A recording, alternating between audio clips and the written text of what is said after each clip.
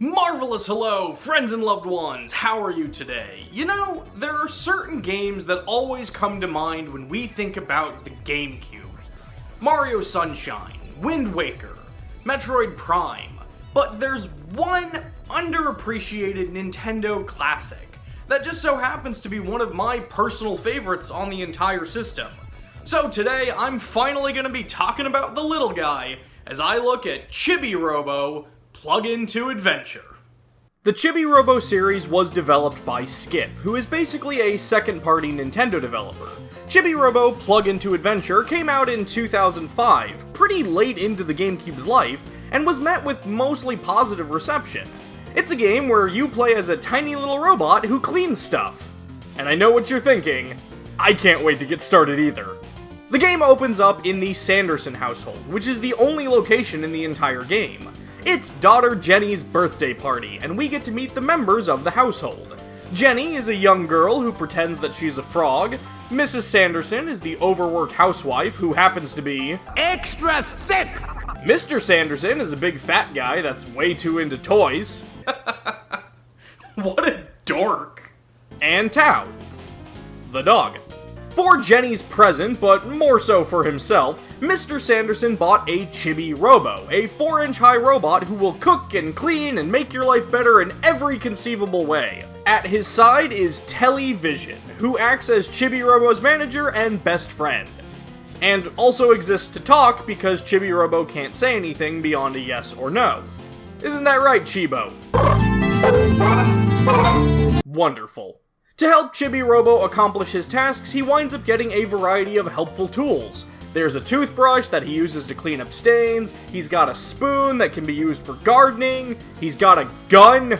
At a certain point in the story, these robot spiders called Spidors show up periodically, and this is basically the game's only combat. Shooting these things will turn them into scrap, which Chibi-Robo can recycle to make utilibots, such as ladders, bridges, and even teleporters that will help him reach new areas. Chibo can collect items and new gadgets to help him get around the house. For instance, you can't jump, but you can use this mini helicopter to get across small gaps or float down onto far-off areas. But no matter what areas you explore, the main thing to remember is this big open world is essentially just a normal house. I mean, mostly normal. They don't have a bathroom, which I think explains why nobody in this house is in a good mood. Chibi-Robo cycles through both a day and night system, with each section lasting 5, 10, or 15 minutes depending on which chip you currently have equipped. By the way, immediately buy the 15-minute chip. Seriously, you start the game being able to afford it, there is no reason not to get it. You can barely do anything in 5 minutes. During the day, the Sandersons will be up and about, but at night, the house goes full Toy Story, complete with its own Buzz Lightyear known as Drake Redcrest. Some of these characters are definitely better than others, but the overall cast of Chibi-Robo is pretty solid. I can really only think of 1 or 2 characters I found myself actively disliking. Actually, it's pretty much just this guy. He sucks. Chibi-Robo doesn't have health, but he does have a battery life that depletes as you do pretty much anything. And you have to constantly stop by outlets in order to get back to a full charge, because if that battery runs out...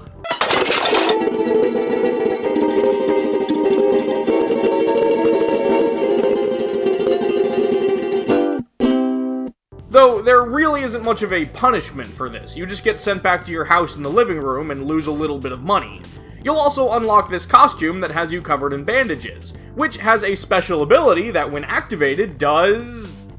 this.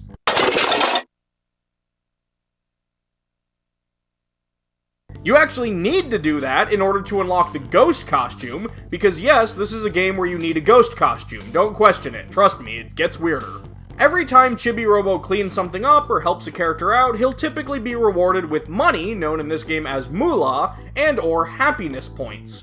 The more happiness points you get, the higher Chibi-Robo's ranking rises, and the higher his rank rises, from 1 million all the way to number 1, the company that made you, Citrasoft, will send you bigger and better batteries, so you won't have to recharge as often. Also, apparently most Chibi-Robos out there just really suck at their job, because in a single night, I went from 1 million to 15,521. I like to imagine whoever's in last place just raids the fridge and leaves the toilet seat up. And you can get happiness points and moolah from all sorts of people. The Sandersons need your help, you've got all the toys that all have their own storylines, and once you unlock the frog costume, you'll even be able to talk to animals and help them out too. Also, every single character in this game has their own vocal gibberish that you'll either find incredibly annoying or endlessly endearing.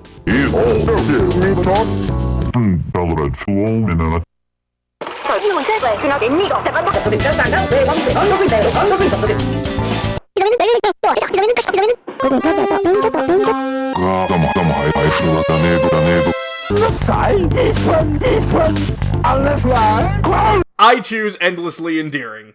And that's basically about it. While there is a timer that goes down between the day and night cycles, there is no time limit in the game, and you're free to just do whatever you'd like, as the game is basically a big sandbox adventure game. You can focus on cleaning to get happy points, hunt down spy doors to collect scrap, focus on side quests, or just plow through the main story. And yes, there is a main story to this game. The primary objective, introduced early on, involves reactivating a robot found in the basement known as Giga-Robo. Through some sort of Pacific Rim drift compatibility, Chibi-Robo learns that Giga-Robo was a friend of the Sandersons in the past, but because he required so much juice to keep running, they had to let his battery run out and chuck him into the basement. Also, he's missing a leg, so we're gonna have to find that. So one task that you'll be dedicating your time and money towards is using your own hard-earned moolah to fully charge his battery yourself.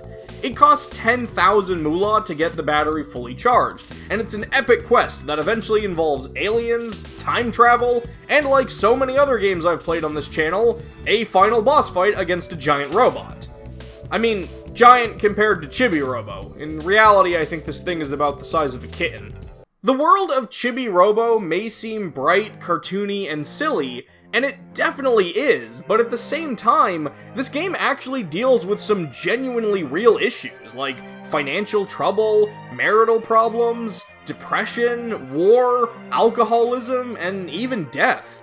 At first, Jenny may just seem like a weird kid for pretending to be a frog, but you find out she does this as a form of escapism to try and keep herself chipper when dealing with her constantly arguing parents.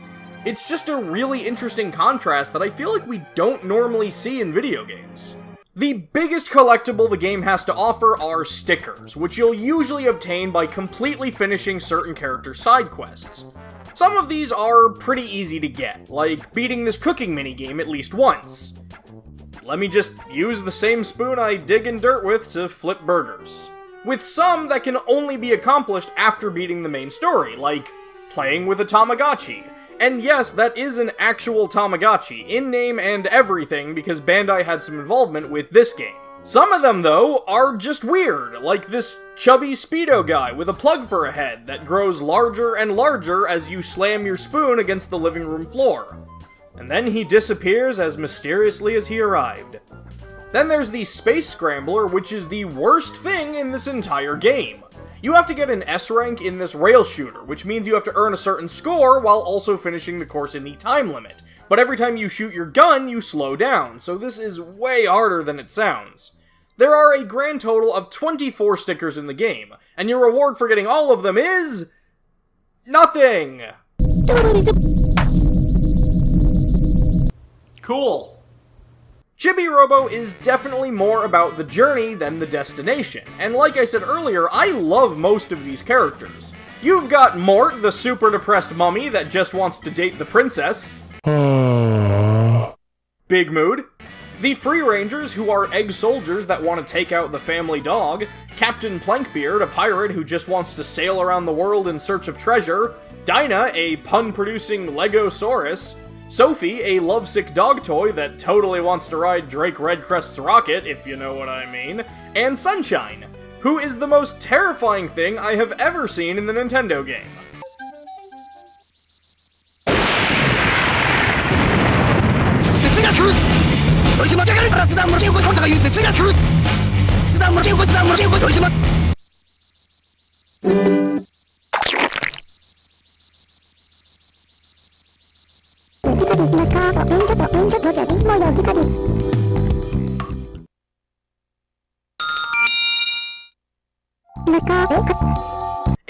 fun and colorful bunch, and you'll definitely have a great time getting to know them as you play through this title. Chibi-Robo is very much a casual game experience. There's not a heavy focus on combat, and it often feels more like an old point-and-click adventure game, which makes sense because apparently that's what this game was originally planned to be. With its relaxed take on accomplishing goals and minimal punishment for letting your health run out, I honestly think this game would be a great title for younger gamers who are just looking to run around and play a game. And there's always something to do, because the Sandersons are the biggest slobs on the planet, who constantly leave candy wrappers and cookie crumbs around for you to clean up. Also, I'm pretty sure Mrs. Sanderson is totally into me.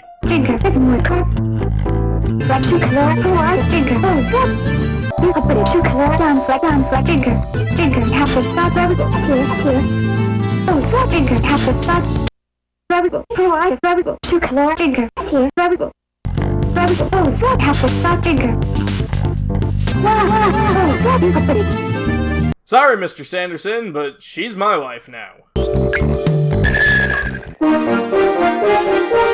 Chibi-Robo is one of those games I think people will either really like or really dislike. But for me, it's just a fun, quirky, relaxing experience, and is one of the main games my mind goes to when I think of the Gamecube. It genuinely is one of my favorite titles on the system. There's just a lot of little things that I love about it, like how the music syncs up to Chibi-Robo's movements.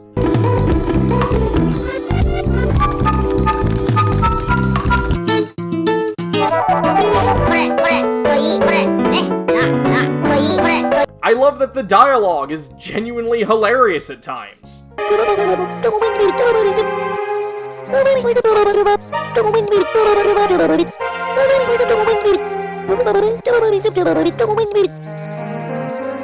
even like the little mechanic that Chibi-Robo runs slower if you drag his plug behind him, so you can pick it up and carry it with you for some extra speed.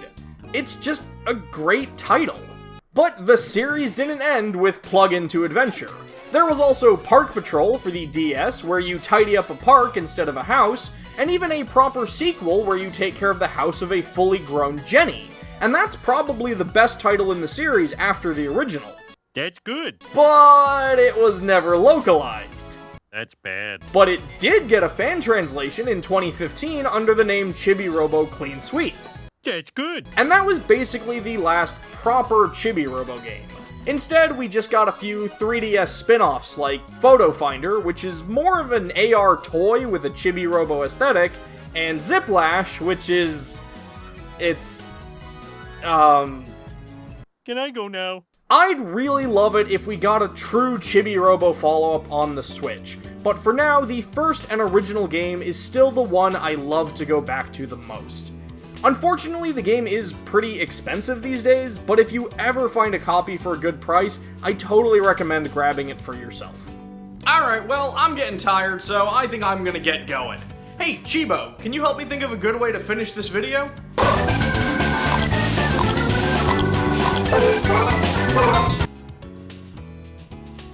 Well, okay then.